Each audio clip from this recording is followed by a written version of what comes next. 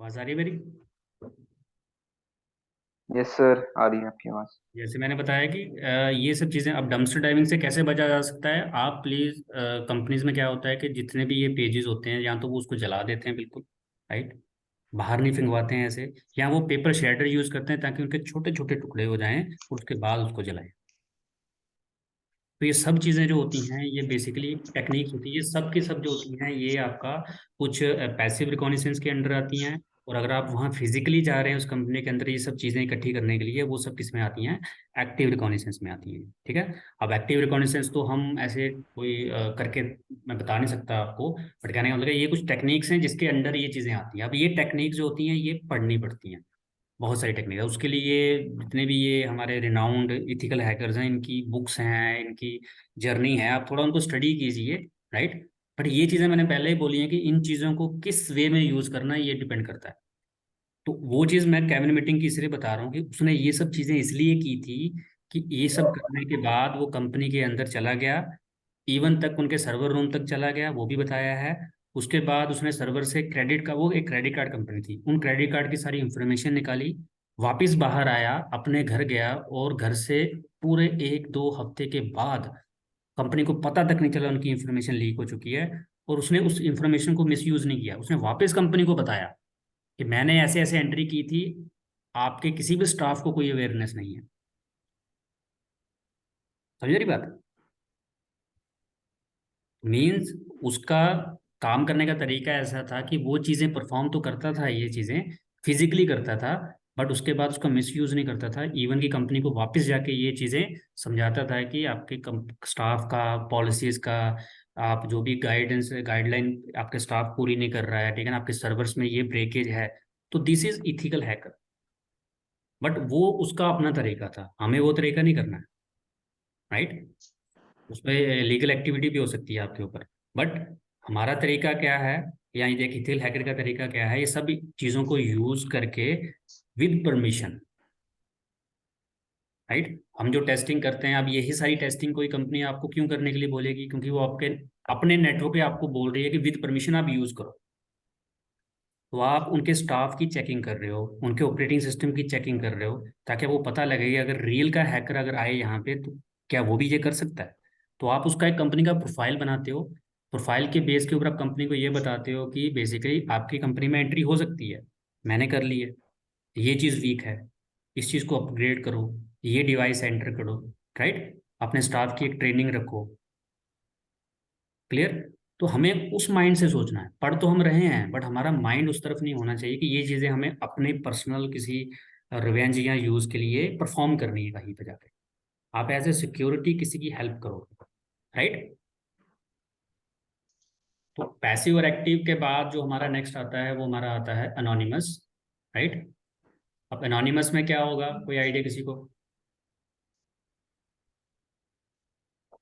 Anonymous थोड़ा सा secure रहता है, ये भी एक तरह का आपका पैसिव ही होता है, बट जो हमारा अनोनिमस है ये हम नाम इसलिए देके रखा है कि इसको ट्रेस बैक नहीं किया जा सकता।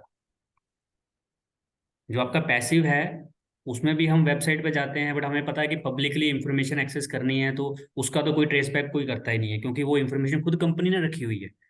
अब कोई अगर बाहर से जाके गूगल के किसी नेम सर्वर का आईपी ढूंढ रहा है तो गूगल पकड़ेगा थोड़े उसको, वो तो उन्होंने खुद ही रखा हुआ है वहां पे। वो हुआ पैसिव। बट कुछ ऐसी वेबसाइट भी होती हैं जिसको हम बोल सकते हैं कि लाइक डार्क वेब में, या आप ऐसी लोकेशंस पे जा रहे हैं जहाँ पे आपको परमिशन नहीं है वेबसाइट पे, तो आप टेक्निक यूज करके वहां जा तो रहे हैं, बट आप ट्रेस बैक हो सकते हैं, बिकॉज आप उनकी लीगल वाली लोकेशन पे जा रहे हैं जो आपको परमिशन नहीं है। तो इसलिए अनोनिमस जो रिकॉग्निशंस उसमें क्या होता है कि आप उन लोकेशंस पे तो जा रहे हैं but with the help of some proxy और वीपीएन, राइट। तो आप अपने आप तो सिक्योर कर रहे हैं, ठीक है ना। जैसे आप एग्जांपल बता लो, जैसे हमारा टॉर ब्राउजर है, ठीक है ना, इसको अगर यूज़ करते हैं तो क्यों ज़्यादा यूज़ करते हैं इसको? एक तो ये हमें थोड़ा सा इलीगल मार्केट में ले जाता है, राइट। और हमें कुछ डार्क वेब की वेबसाइट्स को एक्सेस करने का मौका देता है। बट ये हमें इनबिल्ट वीपीएन के जरिए हमारी लोकेशंस को चेंज करता रहता है, जिसकी वजह से ट्रेस बैक होना क्या होता है, मुश्किल हो जाता है। हाँ, ये आप क्रोम पे भी कर सकते हैं, वहाँ वीपीएन डाउनलोड करके, राइट। तो अनोनिमस का मतलब सिर्फ इतना होता है कि वो ट्रेस बैक नहीं होगा, आपकी लोकेशन क्या रहेगी, हाइड रहेगी। इट हाइड्स योर लोकेशन, और फिर आप अपनी इंफॉर्मेशन जो भी एक्सेस कर रहे हैं वो आपकी लोकेशन ट्रेस बैक नहीं होगी कभी भी। राइट।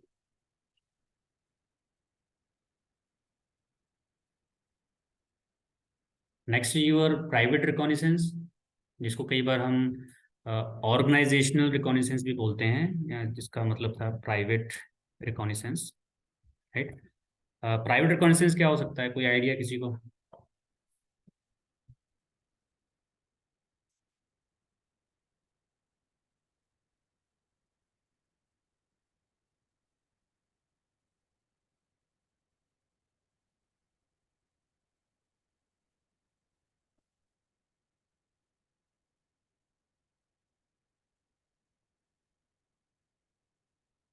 तो प्राइवेट रिकॉग्निसेंस में आप इसको थोड़ा सा ऐसे बोल सकते हैं कि आप उस कंपनी के जो एम्प्लॉयज़ हैं या किसी तरह से उस कंपनी का इंटरनल, लाइक कुछ इवेंट कैलेंडर, उस कंपनी की डिटेल्स रहती हैं यहाँ पर, क्या क्या इवेंट्स उनकी कंपनी में हो रहे हैं, क्या हो रहा है, उनकी काइंड ऑफ ईमेल सर्विसेज।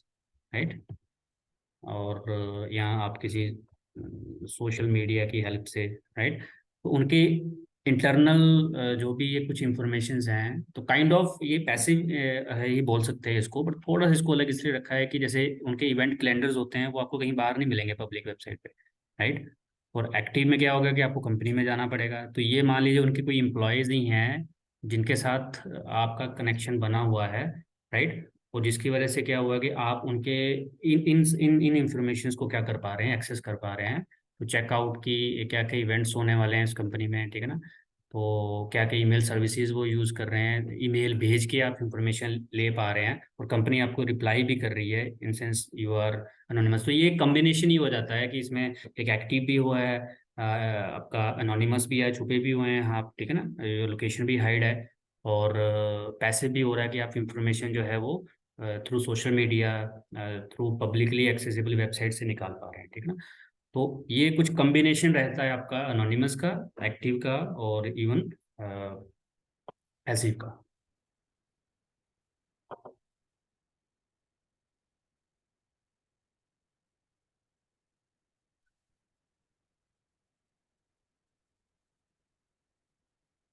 ठीक, लास्ट जो है ये आपका होता है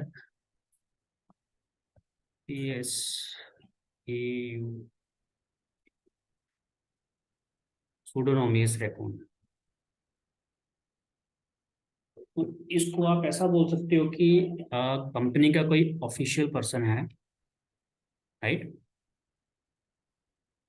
वो कुछ इंफॉर्मेशन जो है वो शेयर करता है आपके साथ।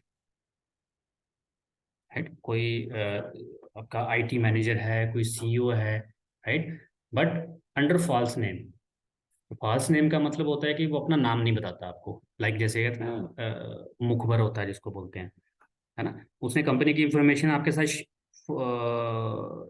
शेयर कर दी या आपसे पैसे मांग लिए, ठीक है ना, अपना नाम नहीं बताया, काइंड ऑफ, ठीक है ना। उनका रीज़न कुछ भी हो सकता था, वो कंपनी से, बॉस से कुछ नहीं था, ठीक है ना, उसका अपना रीज़न था, बट उसने इंफॉर्मेशन जो है वो किसी वेबसाइट पे डाल दी, अंडर फॉल्स नेम, किसी के और नाम से डाल दी। तो मतलब ये इंफॉर्मेशन, रिकॉग्निसेंस की इंफॉर्मेशन, ये आपको ढूंढने, आप ढूंढ रहे थे, आपको कोई इंफॉर्मेशन मिल गई इंटरनेट के ऊपर, तो ये इंफॉर्मेशन जिसने डाली हुई है उसका वो बंदा भी असली नहीं है, वो कंपनी का कोई ऑफिशियल है या कुछ भी इंटरनल पर्सन है जिसने इंटरनल इंफॉर्मेशन बाहर पब्लिकली शेयर कर दी है या किसी को फ़ोन करके बता दिया है। बट हम उस पर्सन को फिजिकली या कांटेक्ट नहीं करते हैं, ना ही हम जानते हैं, क्योंकि वो अपने असली नेम से या अपने रियल नेम से ये चीज़ें नहीं करता है, वो हमेशा क्या रहता है, अनोनिमस रहता है। अब वो कंपनी का एम्प्लॉय है, अगर आप किसी एम्प्लॉय को जानते हैं, वो प्राइवेट रैकून होता है, कि आप किसी एम्प्लॉय को जानते हैं और आपने उसको खुद बोला है कि मुझे यार कंपनी के कुछ इन्फॉर्मेशन ला के दे दे, दोस्त बन के, भाई बन के, राइट, कुछ भी, या पैसे ले लेना। सूडोनोमिस में क्या होता है कि आपने कुछ किया नहीं, बट आप एक जर्नल सर्च कर रहे थे या आपको कुछ इन्फॉर्मेशन मिल गई कहीं से इंटरनली, बट वो इन्फॉर्मेशन किसी ने आपके साथ ऐसे शेयर नहीं की हुई है, वो इन्फॉर्मेशन इंटरनल पर्सन ने किसी अपने रीजन की वजह से, फॉर सम पर्सनल रीजंस, उसका कोई इंटरनल था, उसकी वजह से क्या कर दिया है, बाहर शेयर कर दिया है, but with by remaining anonymous, मतलब वो अपना नाम भी नहीं किसी को बताएगा। क्लियर? अभी ये सोडोनोमस रैकून जो है ये हमें मिलेगी नहीं मिलेगी ये आप कंफर्म कर ही नहीं सकते कभी भी। ठीक है ना? अब किसी वेबसाइट पे किसी सीईओ की कुछ इंफॉर्मेशन आ गई, ठीक है ना, कुछ प्राइवेट इंफॉर्मेशन बाहर आ गई, तो ये चीजें खुद वो बंदा थोड़े करेगा। मतलब किसी ने कुछ रिवेंज के लिए, कुछ पर्सनल ग्रज के लिए क्या कर दिया, इंफॉर्मेशन शेयर कर दी, और ये एक हैकर को मिल गई, राइट? तो यही चीजें इथिकल हैकर के लिए कैसे सूट आउट करेंगी, वो इन चीजों को, इन सब चीजों को यूज करेगा कि कंपनीज की वेबसाइट पे कोई ऐसी इंफॉर्मेशन तो नहीं है जो किसी इंटरनल पर्सन ने रखी हुई है बट किसी को पता नहीं है। तो इथिकल हैकर क्या करेगा, ये चीजें ढूंढेगा, राइट? अब ये ढूंढने के लिए वो वेबसाइट पे जाएगा, वेबसाइट को पूरा चेक करेगा कि कोई ऐसी इंफॉर्मेशन तो नहीं मिलती है, या अपने कुछ टूल्स, ठीक है, या हम डेमो में कुछ देखेंगे, तो वो जब यूज करेगा इन चीजों को, तो अगर उसको कोई इंफॉर्मेशन मिल रही है वहां से ऐसी, तो वो कंपनी को वापस क्या करेगा, रिपोर्ट करेगा। बट जो हैकर होगा ना, वो रिपोर्ट नहीं करेगा, वो उसका मिस यूज करेगा। तो हैकर इन सभी रिकॉर्ड्स को क्या करता है, यूज क्यों करता है, टारगेट पे अटैक करने के लिए, ना कि उस कंपनी को वापस बताने के लिए। और इथिकल हैकर इन सबको विद परमिशंस कंपनी पे यूज करता है, उस टारगेट पे यूज करता है विद परमिशंस, किस चीज के लिए, उस कंपनी को वापस ये बताने के लिए कि दिस, ये जो प्रोफाइल हमने बनाया है, it is not good, it is at risk. तो किस कैसे इंप्रूव करना है, उसके लिए इथिकल हैकर्स जो होते हैं, दैट दे टेक चार्जेस,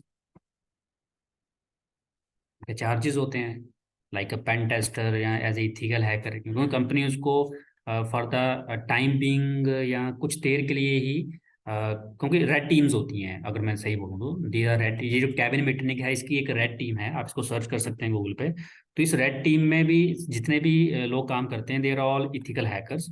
तो ये टीम्स क्या करती हैं कि कोई कंपनी है, इनके क्लाइंट्स बहुत बड़े हैं, लाइक IBM, लाइक, है ना, तो बहुत बड़ी बड़ी कंपनी जो इनके क्लाइंट्स हैं कैबिन मीटिंग के, तो ये उन कंपनीज के नए नेटवर्क्स पे, नए डेटा सेंटर्स पे, नए ऑफिसेज में वो इनको बुलाते हैं टीम्स को, और उनके थ्रू टेस्टिंग करवाते हैं। तो ये सब यही टेक्निक्स को यूज करके उनकी नेटवर्क पे अटैक करते हैं, ये रेड टीम वाले। और उसके बाद वो उनको बताते हैं कि आपका प्रोफाइल दैट इज गुड और अप टू द मार्क, या एवरेज आ रहा है, क्या आ रहा है, उसके अकॉर्डिंग उनके चार्जेस होते हैं इसको ठीक करने के लिए। और काइंड ऑफ गारंटी जैसे देते हैं, आप बोल सकते हो ऐसा। अब उसके लिए उनको कोई डिवाइसेस इंस्टॉल करवाने हैं, ऑपरेटिंग सिस्टम अपडेट, अब ये सब नॉलेज जो है ना, ये पहले आपको ये देखना पड़ेगा कि ये चीज़ होता कैसे है, ये टेस्टिंग कैसे होती है, कौन सी ऐसी वेबसाइट है यहाँ से इंफॉर्मेशन मिल जाती है। अब कुछ ऐसी इंफॉर्मेशन या कुछ ऐसी वेबसाइट हमारे पास आएंगी सामने, आप देखेंगे कि वहाँ पे वो पेमेंट के लिए बोल रहे हैं कि 100% इंफॉर्मेशन मिल जाएगी बट विद पेमेंट। तो वहाँ पे कई जगह पे आपको पेमेंट करनी पड़ेगी। ठीक है ना, they are official public websites जो इन्फॉर्मेशन प्रोवाइड करती हैं। तो मैं उन वेबसाइट की आपको तो कुछ लिस्ट जो है वो सारी की सारी यहाँ बताऊंगा। कुछ पे इन्फॉर्मेशन हमें मिलेगी, कुछ हमारी पेड होंगी, पेड पे हम कुछ नहीं कर पाएंगे, राइट? बट ये इन्फॉर्मेशन जो है ये हम पैसिव स्कैनिंग की वजह से कर रहे हैं कि हम ये इन्फॉर्मेशन कैसे निकालते हैं किसी भी कंपनी की। ठीक है, तो आज के लिए सेशन इतना ही है। कल शार्प 1:30 पे क्लास शुरू हो जाएगी, और आज थोड़ा नेट का इशू था, और फिर हम कल इसका थोड़ा सा आगे का पार्ट और डेमोस देखेंगे। ठीक है? Thank you sir. Okay okay, thank you so much. Thank you. Okay, thank you.